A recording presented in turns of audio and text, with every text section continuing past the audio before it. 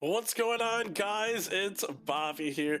I just wanted to make this quick video recapping all of the cards that have been shown off so far in the new Neopets Battledome TCG set, whether they're the starter deck exclusives or in the booster packs. And I am so excited.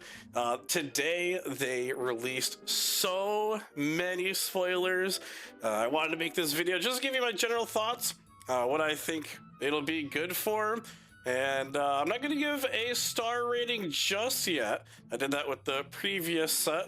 But we're going to do that once all the cards are released, and we can take a look and see how good they are there. But first, let's just take a look at these ones, and let's talk about them. Starting off with the pets.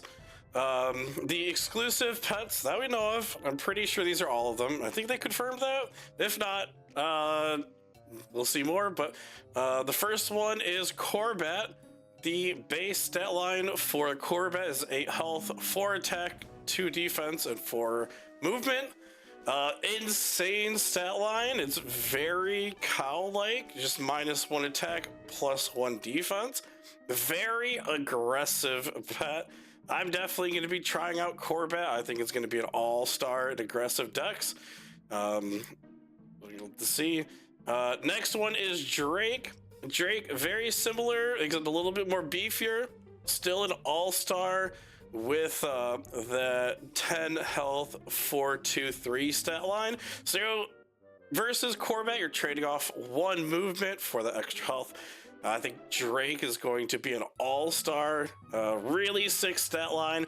That yellow Drake is going to be amazing for the aggressive decks. Red could be good too, but I think evening out those 4 stats, 4 attack, 4 movement is like a really good balance. The blue Drake is also good as well, if you want that 3 defense, 3 movement instead. Yeah, really awesome. And the last pet that they've shown off is Skeeth. Skeeth is super bulky, coming in with the 12 base health plus the 3 attack, 4 defense, and 1 movement. So like Jub, Skeeth is big. He's ready to take some hits and dish some back with a not too bad attack stat. Difference between him and Jub is he trades off 1 defense for 1 attack, which is pretty significant. I think Skeeth could be a good wall option. That blue Skeeth is looking really good. So is that yellow one. Those would be my 2 picks if I decide to play Skeeth. Yeah, the new pets are really sweet. I'm really excited to use them and try them out. But yeah, they've released a bunch of cards over time. I'm gonna kind of show them off in order from when I think they were revealed. I'm just pulling these off of the order that was posted in the Discord server, so if the timeline's a little bit off, I apologize. Some of the cards are starter deck exclusives. If I come across those, I will make sure to point that out, and someone can correct me if I'm wrong. Okay. But let's go ahead and take a look at the first one. Excuse me. We got Leisha. Leisha is a very awesome card. We see both arts here. We have like a full art, like a pseudo full art. It's not like breaking the borders, but it doesn't have like the little text box down at the bottom, which is really cool. So this is like a like an alternate art. Yeah, not full art, but like an alternate art. But yeah, super cute. Remove all status effects from your Neopet. If a status effect was removed this way, your Neopet's attack becomes 10 this turn. If your Neopet is level 4 or higher, this card gains the following effect. Search your deck, discard, and or inventory for 1 card named Leisha's Homemade Armor and or 1 card named Leisha's Wand and play those cards. They are not sent to discard during end of round cleanup. So the only other time we've seen that mechanic is the Labray, where between rounds the Labray sticks around. Well, the equipment you can pull off of Leisha does as well, which is really cool. I'm really excited to see. We don't have those equipments revealed. If I had to guess, I would expect the wand to just give you like +1 attack, and the defense to give you +1 defense, or the armor to be +1 defense. I mean, it's homemade armor, you know. It's just like a toy wand. So yeah, I don't expect those to be anything spectacular, but the fact that you'll be able to keep those between rounds could give you a really big advantage going to rounds 2 and 3. And being able to remove the frozen condition is going to be insane. The way they word it too is that there could be other status effects. Maybe there will be a mechanic where you get poisoned or stunned or something like that. I don't know. But we'll have to wait and see if that gets revealed in the future. Spoilers, nothing has been spoiled yet if there is other status conditions, so we'll just have to see. And then we've got General Galgaroth, a really sick card, again with the alternate art. Whenever you draw or add this card to your inventory, if you have no other cards in your inventory, you may play this card. If you have less cards in your inventory than your opponent, gain attack equal to the difference. If you have 0 cards in your inventory, your Neopet can make an additional attack this turn. This is absolutely insane. Being able to play for free just by adding it is pretty crazy. Imagine you're on Mosaic and your opponent's rocking like a 12 card hand. Oh my goodness. And you draw this off the top or you add it somehow. That's absolutely insane.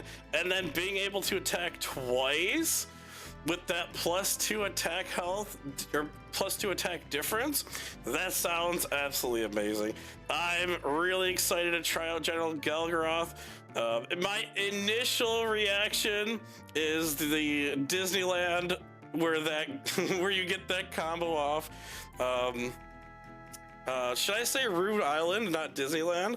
Yeah. The Rue Island magical Fairyland combo where you get that off with Mosaic. But yeah, I don't think General Galgaroth is actually going to be that good. They do have to specifically play it with no cards to get that extra attack, and it could be kind of obnoxious to try to keep that condition active to take full advantage of this card. So it seems like it could be too situational, but we'll have to see how it works in practice. I'm excited to try it out. And then we have King Skarl. This is showing off the Mosaic pattern that they're gonna have for some of these cards, this being in ultra rare alt art, which is really cool. Choose one card type and look at the top or bottom card of your deck. If that card is the chosen type, you may play it ignoring its level requirements. King Skarl, absolutely insane. There is a card that was revealed today that we'll show off that would work really well with King Skarl, but we'll get to that later. This is interesting. It is another ignoring level requirements card. So oh my goodness, it is okay. It is a 3 cost, so it's not like you're cheating this out on round 1, right? You're gonna have to wait a couple turns to really get the full effect, but you're still gonna be able to fairy hot dog something on top, King Skarl it right on, you know, get your Judora wands, get your Khan the Unstoppable, Judge Hog, really scary text to ignore level requirements. It says that text, so it's probably going to be really good. We'll see. I am scared at the potential of King Skarl. Now, well, one thing that hasn't been revealed are the paintbrush effects. We don't know what the Dargon paintbrush does, and we don't know what the Royal paintbrush does. Now, if I had to guess, the Royal effect might be something similar to what King Scarl does. Maybe the Royal Paintbrush has an effect where you look at the top card of your deck, or you reveal it, or something, and if you pick a card, like King Scarl says, and if it is that card type, you get like +2 attack or +2 defense or something. That's what I'm thinking the royal color is going to be. And with General Gelgaroth and with another card that we'll look at later, both synergize around getting rid of your hand, and so I think the Dargon color is going to synergize with that. Maybe with the Dargon Paintbrush, if you have no cards in hand, your pet gains like a big boost. I don't know, like +3 attack or movement or something, or like maybe something ridiculous, like set your pet's attack to 10. I don't know. That's what I'm expecting for those paintbrushes. Those are my predictions. I'm really excited to see what those are, but anyway, moving past that, we have Kayla's chemistry set. Whenever your opponent plays whenever you play a potion that requires a die roll, roll 1 additional die and resolve all results. Potions which stay on A are treated as 4 each. So if you have this equipped and you play an exploding potion, you're rolling 2 dice, and for each success, you're dealing 2 damage. Another Disneyland Rue Island combo that I thought of today was for another card that we'll show off later. Oh, you know what? I will hold that off to later. But yeah, this is really good for those potion decks. Have Marina out, and then it's just automatic succeed. So yeah, good card for that specific archetype. Will this be the card that breaks potions? Absolutely not. We're gonna need to see more than just Kayla's chemistry set. With it being a 3 cost too, I don't know. I feel like in the potion deck, you're really just trying to beat your opponent down as fast as possible, and waiting until turn 3 to play an equipment is not going to be good enough. I think it's going to be an easy Muka target, so we'll have to see. Jiren's Shield, the next equipment on here, that is a level 2 requirement. During your opponent's battle phase, while calculating damage, your critical successes are treated as 2 successful blocks. Lets you block extra damage. That's what a shield does. Wow, that's pretty good. I don't think this is going to be used all too often unless there's some sort of like Jiren synergy. Maybe there's going to be cards that say, maybe there'll be a card that'll say if you control Jiren's shield and Jiren's sword, oh, spoilers, do X. So maybe there's something like that. I don't think Jiren's shield is good enough on its own, but maybe in a deck where you want to be extra defensive, this card could just give you some extra blocks. I don't know, we'll see. Dargon's Orb, this card has been extremely controversial since it was revealed. During your preparation phase, you may search your deck for 1 card with a level requirement equal to or less than the Neopet's level and play it or add it to your inventory. Then your Neopet takes damage equal to that card's level. So it lets you search your deck for anything, but you're going to take damage for that. That's not significant. If you are a Labré player, you know you'll easily be able to drop that Dargon's Orb turn 1. You could grab another Dargon's Orb off of that, take 1 damage, use your Dargon's Orb, search for your what's it called? Your Labré Scientist, play it, you know, pitch 2 cards, get those 2 Labré pieces.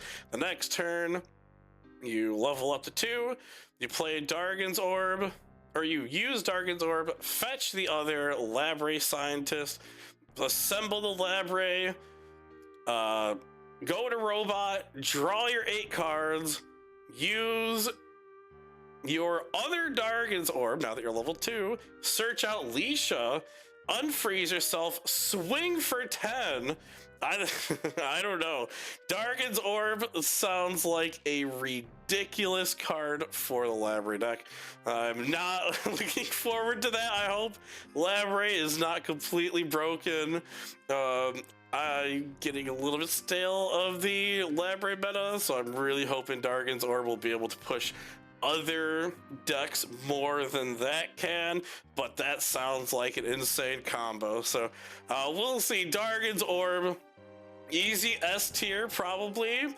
It does have the drawback where you do take damage, but again, robots healing you back, so you know, it's not really that big of a drawback. And then like from there, I mean, your hand's already refilled, so you don't really need to use the other effects. You don't need to be searching out other things. You can conserve the health if you want, but if you have the health to spare, you know, I mean, you just swung with 10, so if you are about to win, I mean, you might as well use your health as a resource, collect more cards, you know, do whatever. It is important to note that you cannot search cards that don't have a requirement. So you can't search your paintbrushes, your fairies, your heroes and villains. You know, you can only search out those legends, other equipment and stuff like that. So, but insane card. I know Dargon's Orb is going to be completely game breaking. We'll just have to see what kind of impact it causes. We have next the Crocobeck. This is the introduction into pets. I'm so excited for this. Fetch one Dargon legend or a card with Dargon in its name from your discard. So you'll notice the pet has stats just like a pet does. It has health, attack, defense, and movement. So what happens is the pet will basically kind of attach to your pet. They'll play it off to the side of it, and once during your turn, you can pick one of its stats, not the health, but the other stats, and you can add it on until the end of your opponent's next turn.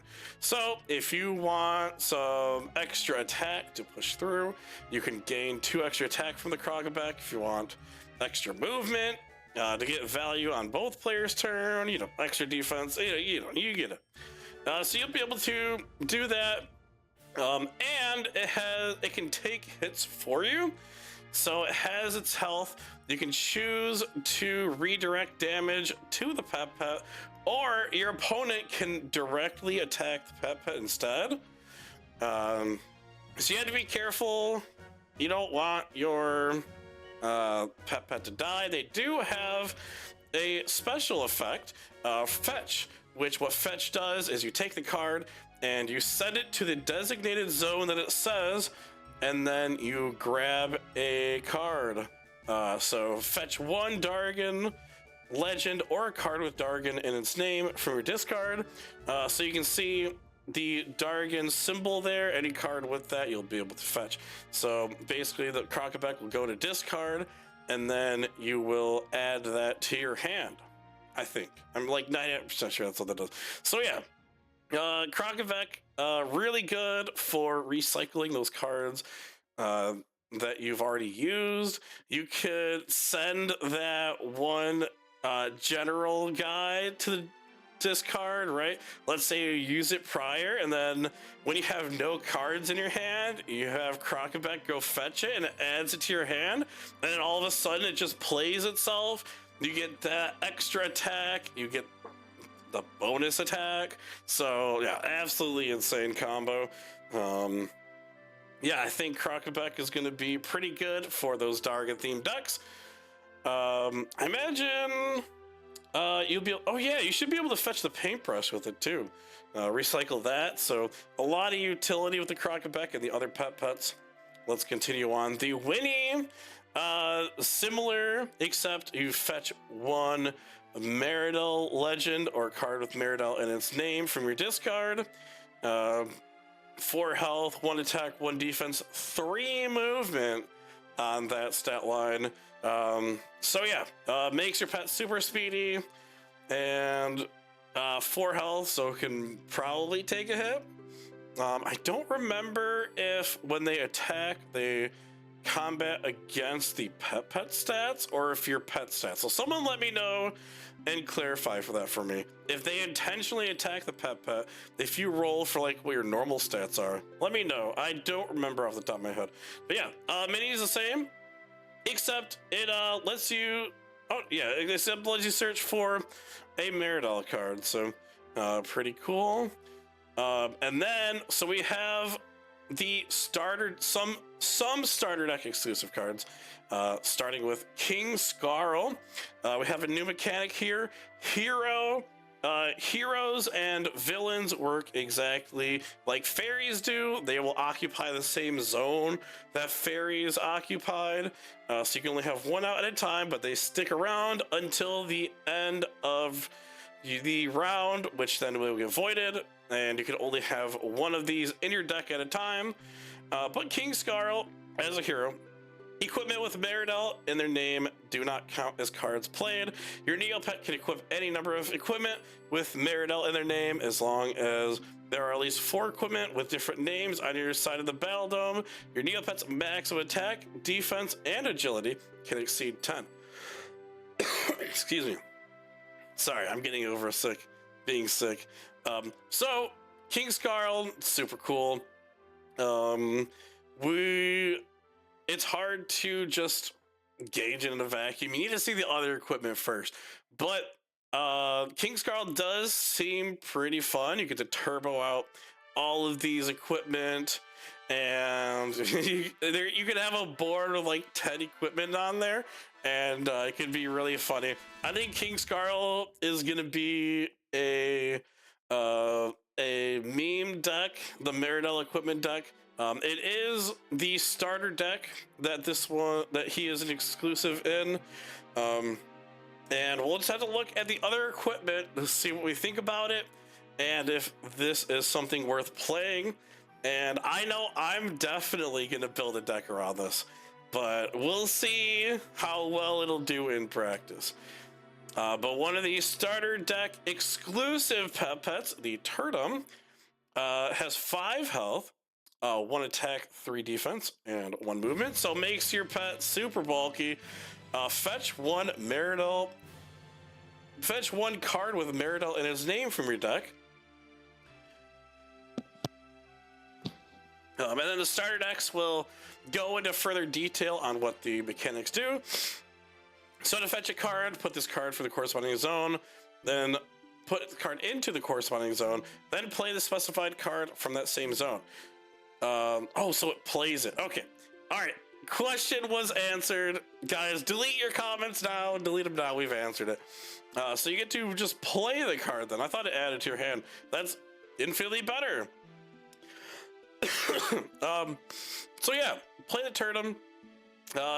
Recycle itself back in the deck. So you do get it back.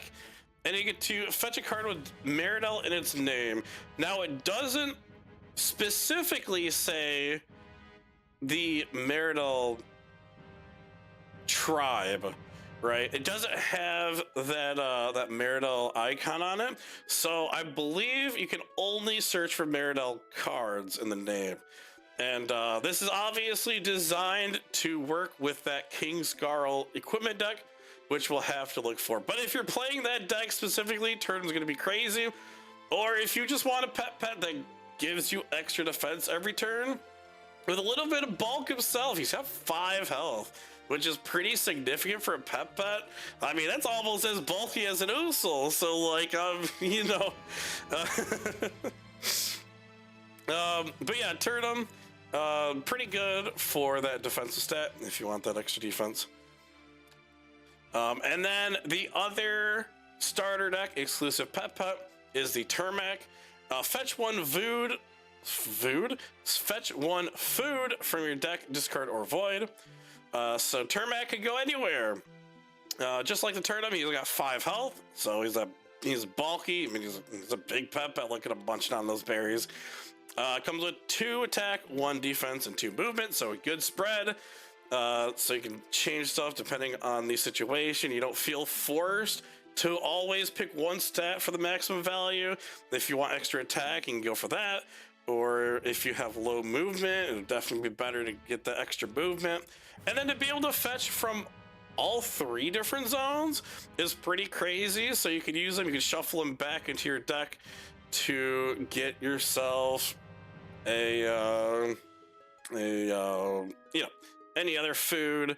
And then if you've already used one that you want to use, I mean, it's the only way so far that's been revealed that can recycle food that's already been eaten somehow. You send them to the void and then get back one of those. So very cool pet. Excited to see what kind of combos we can do with this. And then we'll get into one of the equipment now. There's more equipment that was just revealed today, but that's not going to be until later in the review. Like I said, this is just a we're doing this in chronological order from when they were revealed. So Regulation Meridalian Crossbow. A deck can have any number of cards named Regulation Meridalian Crossbow. You'll see the line of text over a lot of the cards related to this set. So the Meridalian Crossbow will excuse me.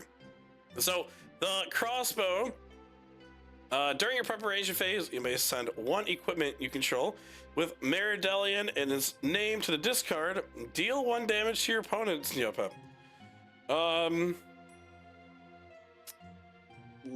Yes. So with the crossbow, yeah, you can send 1 card and deal 1 damage. It's pretty good. If you're running a Dargon's Orb deck, you can use the orbs to search out the crossbows. And then after you've accumulated a few and you want to start bursting your opponent down, let's say you use orb and over the course of like 3 turns, you pull out 5 crossbows. Then you can start pitching the orbs for damage. And then you can start pitching the crossbows themselves. So that basically creates like a 7 damage burst, although it's over 2 turns. So I guess at most you could do 5 damage in the 1 turn in this specific scenario, and then the next turn you can pitch the last 2 for 7. But still, that's pretty good. Is that going to be good enough? I don't know. We'll have to see. I like it in theory. It's basically a 1-cost card, deal 1 damage that you can have any number of in your deck. So I don't know if that'll be good enough. Maybe like aggressive decks we could, maybe in this Meridalian equipment deck could be good enough. We'll have to see. Next up is the Green Knight. For the rest of the turn, equipment do not count as a card played. So this going with that Meridalian archetype, play the Green Knight, then just throw your entire hand of equipments out onto the board. I think that's gonna be really funny. I don't think Green Knight's gonna be good enough. I mean, King Skarl does the same thing. I guess this would be good to do this in addition. It's like 1 round you can Green Knight, and another round you can King Skarl.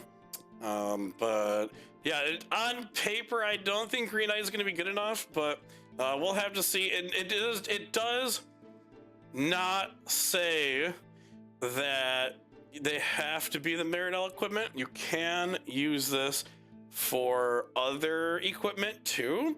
So this card could creep into other decks. So we'd have to see. We just have to test and see how it is. My initial reaction is that Green Knight is going to be too slow. It being at a 2 cost is kind of irrelevant. It could be a 1 and just do the same thing, I think. So I don't know. I don't think Green Knight is going to be good enough, but we'll have to see. We'll have to see how good the equipment are and if dumping out your entire hand of equipment is going to be good enough.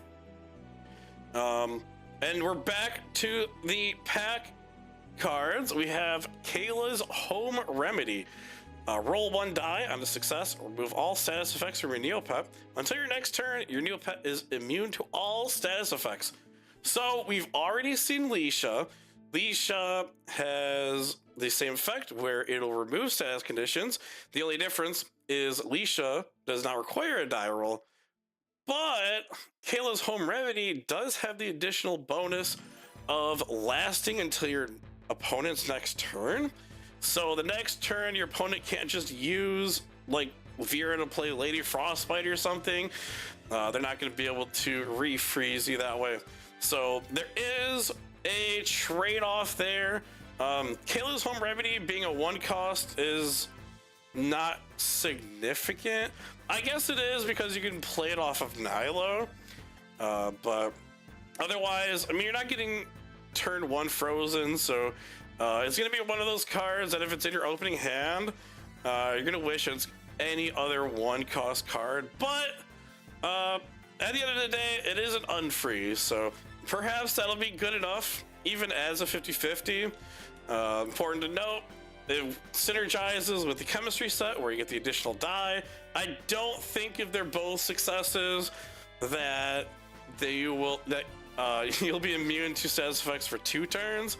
The way freeze works is if you're already frozen and you get frozen again, like if your opponent uses Lady Frostbite and you switch to robot and freeze for the heal, both instances of freeze disappear at the end of the turn. So I don't think I believe that Kayla's Home Remedy will work the same way. So yeah, but yeah, it's pretty good. I don't know if I would use it just to have a 50-50. I think I'd rather just play Leisha and have the added bonus of getting the non-removing equipment, but I don't know. We'll have to see. And then the Elixir of Leveling. Now, I did start to talk about this earlier. Roll 1 die on a critical success. Search your deck for 1 Codestone and attach it to your Neopet. I was thinking about ways to break this with Kayla's, and it doesn't really work because Kayla's is level 3. However, what if you were playing Chocolate and you Chocolate turn 1, hit your opponent, reveal Kayla's chemistry set, you equip it. The next turn, you play Elixir of Leveling, and then use 2 teeny hot dogs to guarantee you ramp twice. That would make you level 4 on the second turn, provided you played a Codestone each turn. That is my Disneyland scenario, my Rue Island scenario, excuse me. I don't expect that to be possible. Now, Elixir of Leveling, all jokes aside, is really hard to evaluate.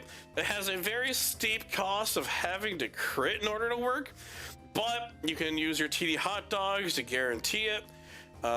Is investing 2 cards to ramp 1 worth it? Maybe. You do have to get both into your hand, which can be kind of a struggle. Maybe this is like a round 2, round 3 play. Ramping into round 3 would be crazy. I can only really think of like Labre uses for things right now because we don't know what the new pet colors do, so it's hard to think about what kind of deck I would build with those just yet. But in the instance of Labre, if you're using Alien Aisha round 2, you can guarantee that you'll have your teeny hot dogs and you'll have your Elixir levelings going into round 3 if you win round 1, and then round 3 you'll just ramp up into yeah, level 4 round 2. So like turn 3 you'll be level 5. I guess that's like the best case scenario with this. Is it going to be good enough? I don't know if it's going to be good enough. We'll have to see. Ramp is a very powerful effect, and I'm excited that they are exploring it. I think this is a good way to test out the limits of ramp. without making it overpowered. If Elixir of Leveling becomes overpowered, I don't think we'll see a ramp in this game ever. But as written, I think a lot has to be done for Elixir of Leveling to work. Not that it won't work. I think the tools are there to make it worth it to make it work, but I don't think this is going to be game breaking, if that makes sense. So I think it's a good card. We'll just have to see if it's good. And then we have Celia. This is the only fairy in the Champions of Meridell set. Celia reads, once per turn, whenever you would add one or more cards to your inventory, you may play one of those cards. So that's pretty incredible. Currently, this works with cards like Lightning Lenny or Blackwing. Alien Aisha also searches your deck for a card if you roll a 4 or higher. So you could basically just cheat out an extra card per turn that way, if you really want to, if you need to set up your hand more. So Celia is going to be a great addition to the fairy lineup. I'm excited to use her. Auto include in every deck? Probably not. The decks that specialize in searching are definitely going to utilize her. But I think that restriction of strictly searching will make it so she won't be abused in every deck like Judora currently is. But yeah, very, very nice card. Love the art. I think she's amazing. I'm really excited to use her. And then we have the Cass daddy himself, Lord Cass. I apologize. Wow, that art I picked is really bad. I did not. I just took screenshots and threw them on, guys. Okay, I apologize. Don't lynch me for using a bad resolution, Lord Cass here. Once per turn during your battle phase, if you have 10 or more cards in your inventory, your Neopet makes an additional attack. Very insane, very insane villain here. Such a high power level, being able to attack twice. If you're setting up for, you know, the future, you know, you're playing a bunch of draw stuff, throw down Lord Cass. It gives you some extra push without having to invest a lot of your cards. Or let's say you're playing like a, oh my goodness, like a Judge Hog combo deck where you've got your Cow Defenders, you've got your Mammoths, you've got Lord Cass, and yeah, you're using Judge Hog, you play Judge Hog on Judge Hog, you combo together for addition. You got your 2 Cow Defenders, you got your 2 Mammoths, you got Lord Cass out. I mean, you're attacking 6 times that turn. I don't think your opponent is winning that round. I think that I'm sorry. I'm just imagining more Rue Island scenarios here, okay? Lord Cass, very high powered card. Interesting. It doesn't seem to fit other Dargon cards because he wants you to have 10 or more cards in inventory, and the other Dargon cards that have been revealed want you to have less cards. So weird anti-synergy there, but powerful nonetheless. Another one we will take a look at in just a second, but first up we have Jiren, the Meridell hero. Die result of 5 is treated as a critical success. Mosaic players rejoice! Your hero is here! Jiren is going to pop off for Mosaic. Mosaic players love rolling their dice. You're rolling 20 dice.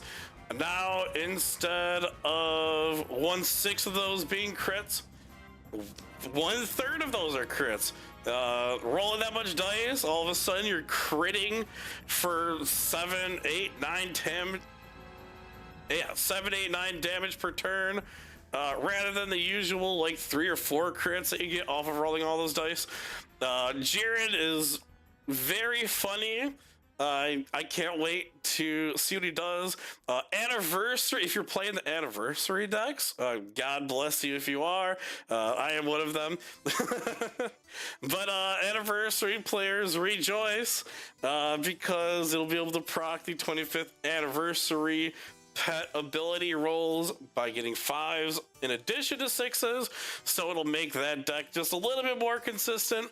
So yeah, Jiren is just an all-around good good hero. It's important to note the shield gives bonus blocks for getting crits. So if you have Jiren out, then all of your 5 and 6 rolls will block 2 damage instead of 1. So yeah, just some extra synergy there with Jiren. I like him. I think he's going to be a really good card too. And then we have Lord Dargan. Once per turn during your preparation phase, you may have each player place their inventory on the bottom of their deck in any order and draw that many cards -1. Absolutely insane hand disruptor. Lord Dargan is going to be a menace if you're trying to fill up your hand and you're doing all this searching and you have Alien Aisha and you've just added the last combo piece you need for the round 3 double elixir of leveling combo, and you're in Rue Island, you're ready to go, and Lord Dargan swoops in, takes all those cards and says, no, it's going back in the deck. The green screen is down and you've been in Dargan Castle this entire time.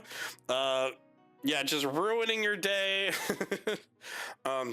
Yeah, being able to cause your opponent to minus every turn this is up, plus being able to essentially mulligan. You know, if your hand is really bad, you have Lord Dargan, he basically gives you an additional mulligan. Again, it sounds like these Dargan pets or other Dargan cards will combo off of having less cards in your hand.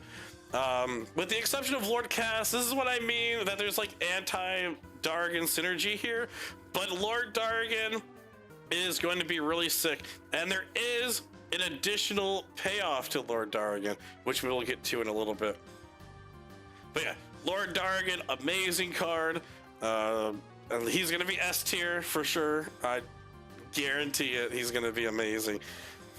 I can't wait to look back at this video like 1 year from now when the meta's been established and we do like a Bobby reacts to Bobby rating cards, and this card's gonna end up being trash, and we're gonna look back and be like, why did I think this? We'll have to wait and see. And now we start with the cards that were revealed today. Back to the starter deck exclusives. We have the Regulation Meridelian Shield. A deck may have any number of cards named Regulation Meridelian Shield. Gain 1 defense for each equipment with Meridelian and its name on your side of the battle dome. It's pretty good. Clearly, this archetype is meant to just flood out all these equipment, and then you just gain like all these bonuses. The regular Meridelian Shield, letting you get 1 defense. It's important to note, Lord Cass let you have an infinite number of these equipments, so you can just play the Green Knight sword, or no, play the Green Knight and throw out all of the stuff, and now you just gain 4 defense, and you can pitch them with the crossbows and do other things that we're about to look at. So I love this mechanic. I am excited to see what this deck is capable of. It's really tough to tell. You are gonna have to fill your deck with like all of these like 1 cost equipment. So it's gonna be really tough to see. In my head, it's gonna be really tough to pull like a deck like this off. but I think it's going to be really funny to see where it goes. At the very least, it is a power crept sturdy wooden shield, right? The wooden shield was a 2-cost, give your pet 1 defense, and now we just reduce it to 1. At the worst case scenario, this is just a 1-cost version of that. Power creep is real, you guys. And then we have regulation Meridelian Helmet, so it has the same thing. The deck may have any number of cards named Regulation Meridelian Helmet. Whenever you would take damage, you may send this equipped card to your discard. Reduce that damage by 1 for each equipment with Meridelian in its name on your side of the battle dome. Absolutely insane. Again, in this Rue Island scenario, you've got like 10 equipment out with your King Scarl, and you've got like 3 helmets. 1 turn, you're gonna reduce your damage taken by 9, the next turn 8, and then maybe you can recycle these somehow and just ensure you keep blocking like 8, 9, 10 damage with the helmet. I don't know. It'll let you block some equipment. It is worth noting that by using the helmet and removing it to block said damage, you're gonna make all of the other Meridelian equipment weaker, so keep that in mind. But otherwise, you know, the art is very goofy on these cards. I absolutely love the goofy art in this set. I think it's amazing. Again, I'm definitely planning to build a Meridelian equipment deck. I just don't know what it's gonna look like right now. We just need to see the rest of the starter deck. Speaking of which, we have the regulation Meridelian lowers. Same thing, you can have as many of these as you want. Gain 1 agility for each equipment with Meridelian in its name on your side of the battle dome. This is important. Guys, we don't have like any equipment that gives agility. We have dual expert bow, which some people have named the Bobby bow. If you guys have played me, you know I love my dual expert bow. But we've also got the regular expert bow, and there's also that 2-cost equipment that gives you 1 agility, the boots of lightning or boots of speed or something. So this is power crept, boots of leaping. So this is a power crept boots of leaping. Yeah, just gain 1 agility. You know, thinking about it, if you play 2 of these, that's plus 4 agility. That is actually, you know, thinking about it, that's actually kind of crazy. You could play, imagine a deck where you play all of like the big attackers like Irie, Kugra, except they just have like very high attack and just stinker movement. And then you would just play like 10 of these. And then, so you play 1, right? You get the 1 additional agility. And then you play another one on turn 2. That's plus 4. That would make, if you played a red Irie, what is base Irie's attack? I think I have one here. Do I have one over here? I think I do.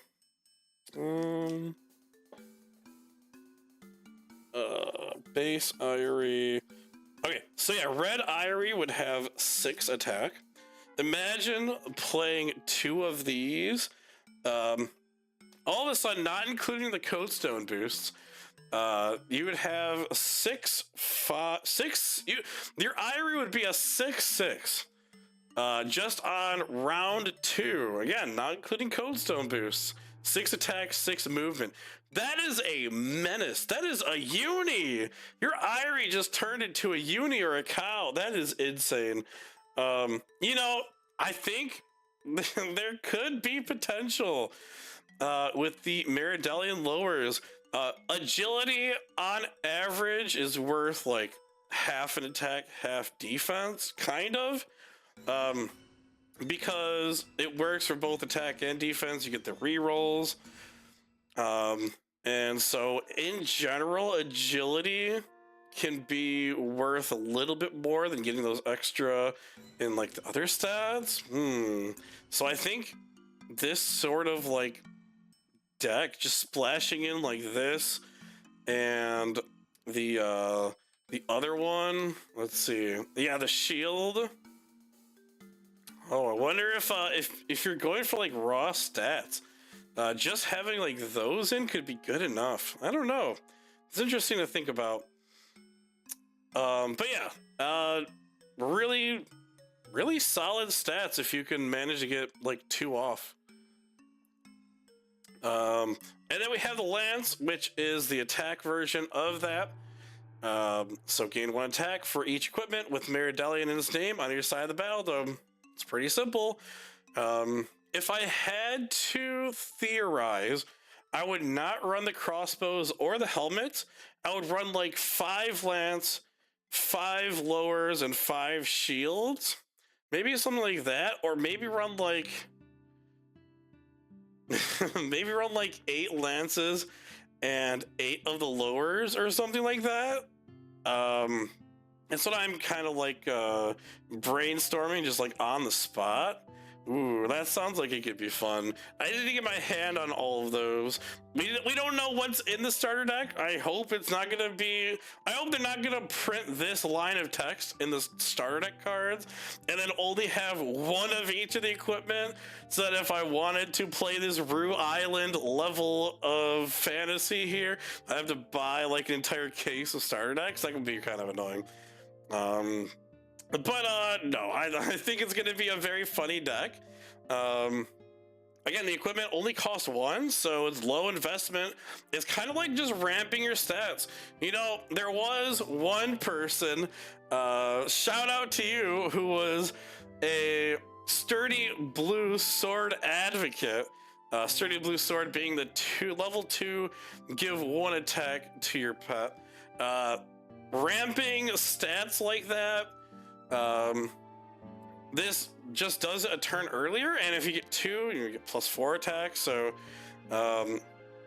I think yeah, being able to ramp those stats could be good enough, and like a very aggressive deck. So yeah, you know, now that I think about it, I would definitely run this in like an aggro deck. I think it'd be really funny to use this. So look out for that, people at Locals, if you're watching this. And then we have the Skarl Scepter. You may look at the top card of your deck anytime. You may play the top card of your deck as if it were your inventory. So it kind of like gives you an extra card to play. It gives you like an extra card in your hand, kind of. But this does work with the King Skarl Legend card, where if you look, guess what the top card is basically, and look at it and play ignoring level requirements, you can sit on that King Skarl until you look at the top. Ooh, what is that? Khan the Unstoppable. Oh, there's a Judge Hog on top. Yeah, I'm gonna King Skarl, and I'm gonna call Legend.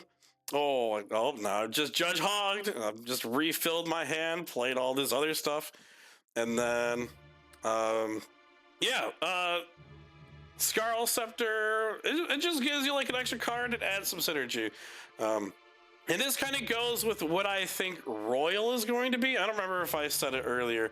I wondered what I thought Dargon was going to be. This is my prediction for Royal. I think it's going to be similar to this. It's going to say, look at the top or bottom card of your deck. If you guess it correctly, or like guess the card type, you'll gain +2 attack or +2 movement or something. Maybe heal you for 2 HP. I don't know. Something like that, I think, is going to be how mechanically Royal is going to work. That's just kind of like my prediction. So Skarl Scepter is going to be really good for that deck, if that is how it works. Otherwise, Skarl Scepter is fine. It's only going to be used if you can do all that. I don't think having access to an additional card per turn is good enough, especially if the top card of your deck is a Code Stone. Then you're gonna know that, like, you know, you're not gonna the extra card. You just get the knowledge that you're gonna draw a Code Stone next turn, right? So, that's basically yeah, it's a fine card. If predicting what's on top of your deck is prevalent, then this card's going to be good. So, And then we have a new food type. We've got the berries. We've got Jumble Berry. Avoid any number of cards with berry in their name from your inventory. Increase or decrease the result of a die by 1. Then for each berry voided by this card's effect, repeat this effect. Anniversary players rejoice. More ways to guarantee that you crit for the anniversary effect. Notably, it repeats this effect, so if you void like 4 berries with this, then all of a sudden you get to change 4 die rolls. Let's say you've rolled out like 3 dice, you've got like a 5, a 4, and another 4 or whatever. You could use those to re-roll, you know, 2 of the dice into critical successes or whatever. So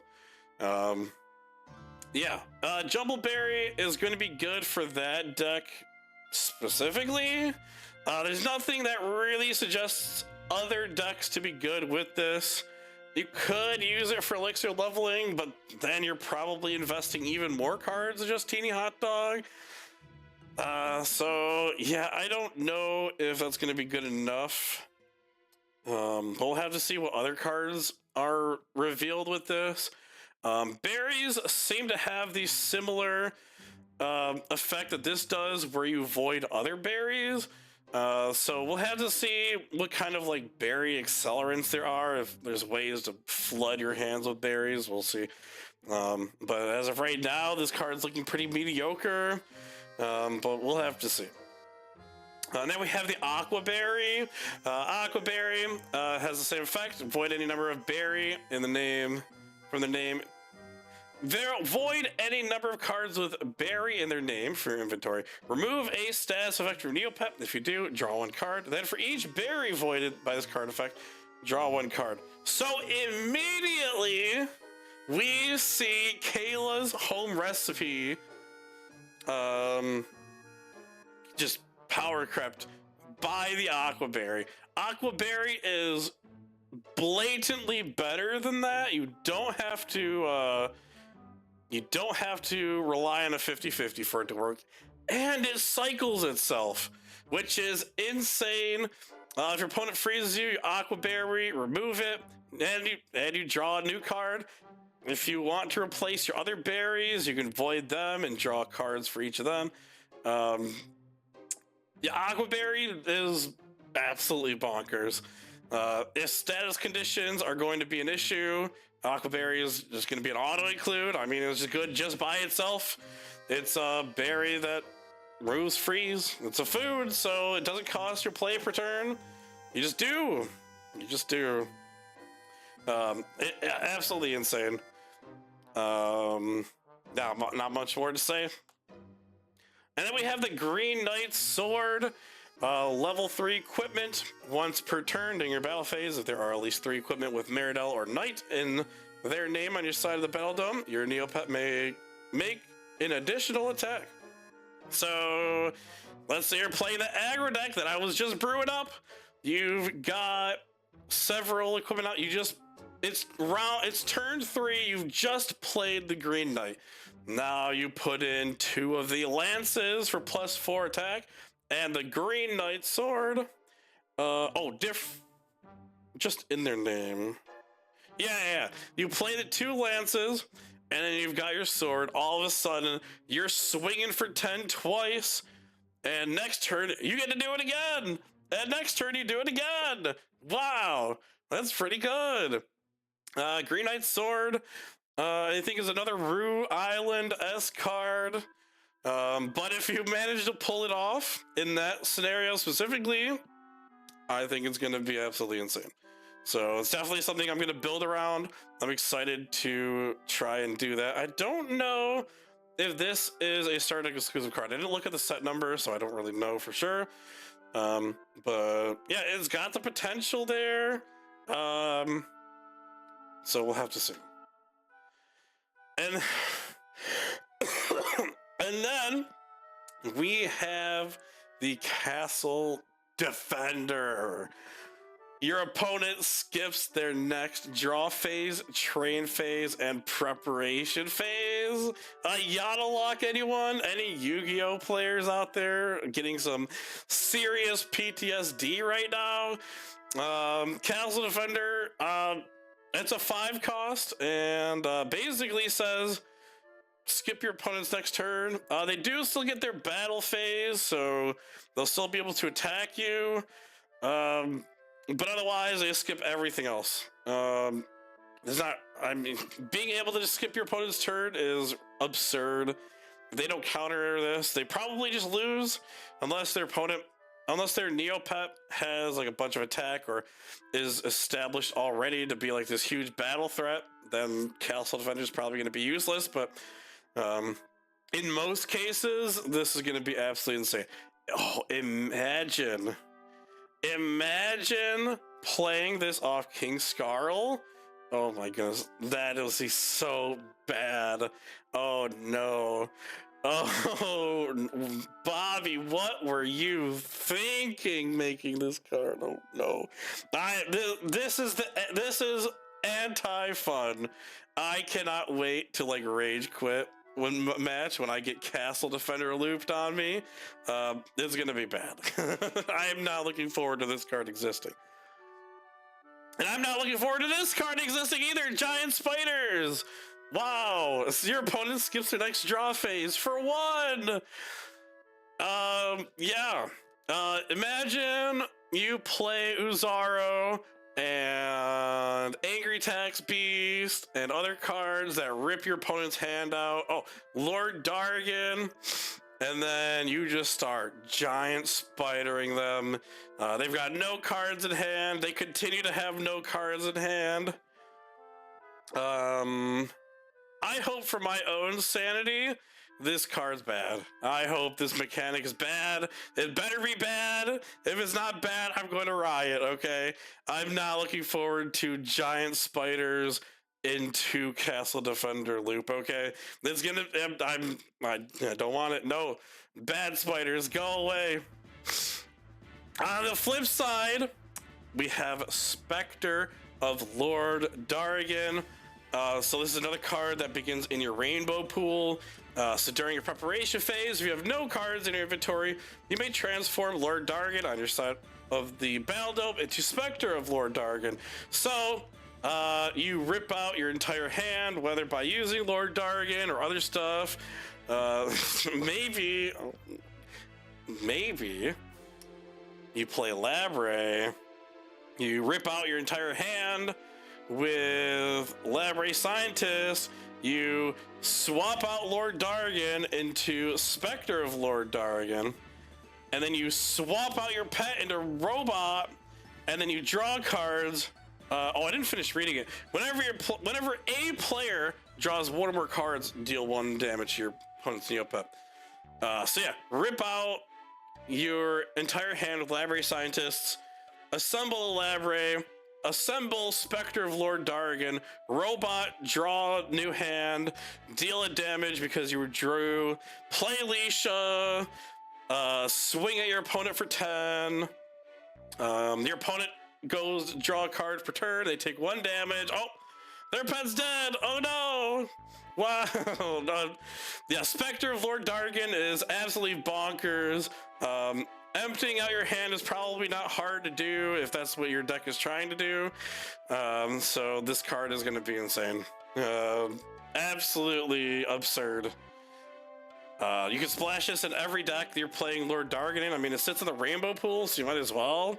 I think Lord Dargon's going to be good enough that even if you're not playing a deck specializing in ripping your entire hand out, you're still going to use it because if your opponent searches anything, Lord Dargon is going to cancel that out. And then if you manage to just run out of cards somehow, you bring this out and then you just win the game just off of drawing cards and your opponent drawing cards. A lot of cards that are important in this game will draw cards, like Dr. Flexo, Uso Defender, like all that stuff is really important to have for card consistency. So having this to punish all those draw cards is going to be crippling. And I think this is actually a really good design mechanic, because we're always playing all those draw cards and our hands are always full. So yeah, this is what I think a really good way to punish that. And then the last card that was revealed today is Jiren's Sword. This is the full art version of it, the XR rarity. During your battle phase, while calculating damage, increase the damage dealt by opponent's Neopets to your opponent's Neopets for each critical success by 1. Hello, Mosaic players, rejoice! Rolling 20 dice, you get 7 to 9 crits because you have Jiren out. And then you have Jiren's Sword, so you're dealing 14 to 20 damage. Yeah, I think that's gonna one-shot your opponent. Even you're making these sponge players wake in their boots. This is a 5-cost equipment, so the chances of being able to pull that off, by the time you can pull that off, it might be too late. Yeah, you'd have to, if you could cheat this out early, maybe like use chocolate to cheat it out and then get Jiren out and go to town that way. I could see that. Otherwise, I think Jiren's Sword is going to be too slow. Being a 5-cost equipment, kind of falls where like Judora's wand fell during the Defenders of Neopia meta. Cards like that were generally not played because games always weren't lasting that long, or by the time you did get to the point where you could play that, the game was going to be decided either way. So I think Jiren's Sword is going to fall under that trap too. But if you can one-shot a jump with this as Mosaic player, I'm very happy for you. So yeah, my initial thoughts, too slow, but we'll have to see. But guys, that is the end of it. Thank you so much for watching. Let me know what your thoughts are, what your combos are that you're brewing up with this set. And yeah, once we get more cards, I'll definitely put out more videos reviewing them, so make sure to subscribe. And if you like the video, like it. If not, tell me why. But otherwise, guys, thank you for watching. I'll see you guys next time.